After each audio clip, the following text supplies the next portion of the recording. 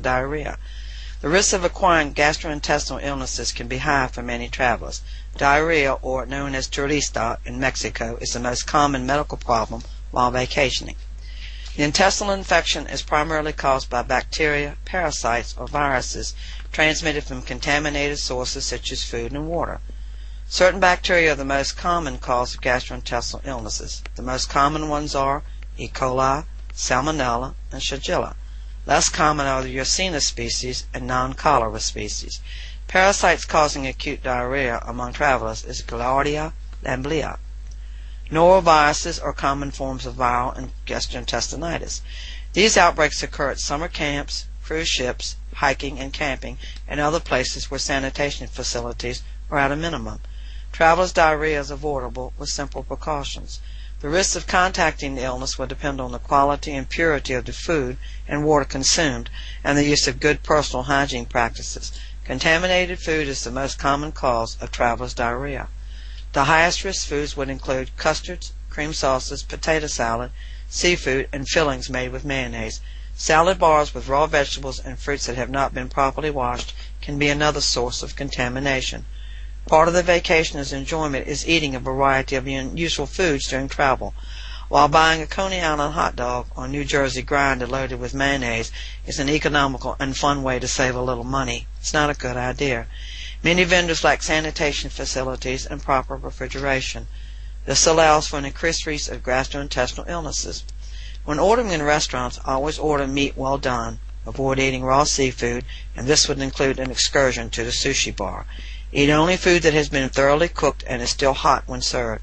Forgo that coconut custard pie and desserts made with whipped cream. A part of the day's menu is fast food. Avoid the fish sandwiches and hamburgers. Thoroughly cooked chicken nuggets while loaded with grease are still safer than burgers. Baked potatoes better than fries, and avoid prepackaged salads because often the vegetables are unwashed. While drinking water is treated to remove organisms which can cause illness, this may not always be the case south of the border. For instance, if untreated water is used to wash and prepare food, the food can become contaminated by disease-causing organisms. Waterborne illnesses are usually the result of viruses and parasites in water contaminated by human or animal fecal waste. I'd like to cite the recent 2007-2008 outbreaks of E. coli from the California spinach and lettuce crops. Runoffs from the irrigation systems contaminated with cow manure from local farms infected huge plots of low-growing produce. It was an impossible task for the workers to thoroughly wash each leaf that had come in contact with the E. coli bacteria. I'll list several ways you can prevent water and foodborne illnesses while traveling this summer. Number one, and the most important, is heightened personal hygiene is a must. This includes good hand washing practices, using antibacterial soap and hot water, lathering for at least 30 seconds, and scrub under your fingernails as well. Avoid using restrooms that have cloth towels. Bring your own towels with you. Be sure to use a paper towel when opening and closing doors to the restrooms. Doorknobs and handles are constantly being bombarded with all kinds of bacteria. Carrying a supply of cheap disposable plastic gloves and a hand sanitizer is also a good idea. Drink only bottled water when traveling. Bottled soft drinks are usually safe. Avoid coffee, tea, and ice from machines. If it is made with less than pure water, you may experience gastrointestinal disturbances and never connect to source. Don't drink milk or eat dairy products from unquestionable places. Avoid foods from street vendors, no matter how tempting it might be. Wash hands before eating, drinking, or handling gum or mints. When camping, never rinse anything in a running stream, no matter how pure the water looks. Avoid wading or swimming in rivers, lakes, or ponds if you have open wounds or broken skin. When stopping at remote rest areas, carry along a small bottle of disinfectant. Spray the door, knobs, faucets, etc. before using. Think before handling something and then touching your lips, eyes, or mucous membranes. Most cases of traveler's diarrhea are self-limiting and clear up in less than 72 hours. If nausea, stomach cramps, or other symptoms persist longer than 72 hours, seek medical attention. Diarrhea can cause severe dehydration. Fluids and electrolytes cannot be replaced without rehydration. Avoid over-the-counter medications without first consulting a healthcare facility. Often these over-the-counter medications can mask more serious problems, so it's not a good idea to self-medicate with anti-diarrhea medication. Common sense and proper hygiene practices will ensure your fun-filled vacation remains that way. Thank you.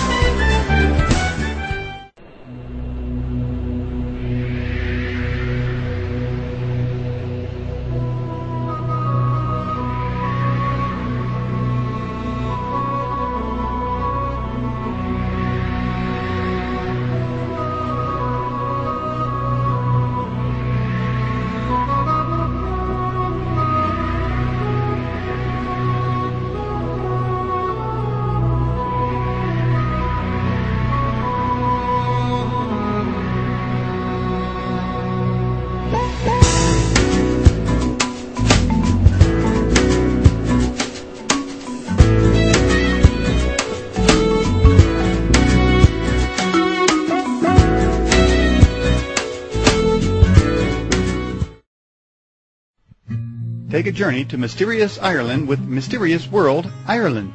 Relive the ancient past through the eyes of the Celts as they invaded the sacred isle in search of their destinies. Learn about the supernatural exploits of St. Patrick as he turned the world of ancient Ireland upside down. You can use Mysterious World Ireland to visit Ireland either on your next vacation or from the comfort of your own home. Available at or through a bookstore near you. Or call 1-800-247-6553. That's 1-800-247-6553. Or visit Ireland.mysteriousworld.com.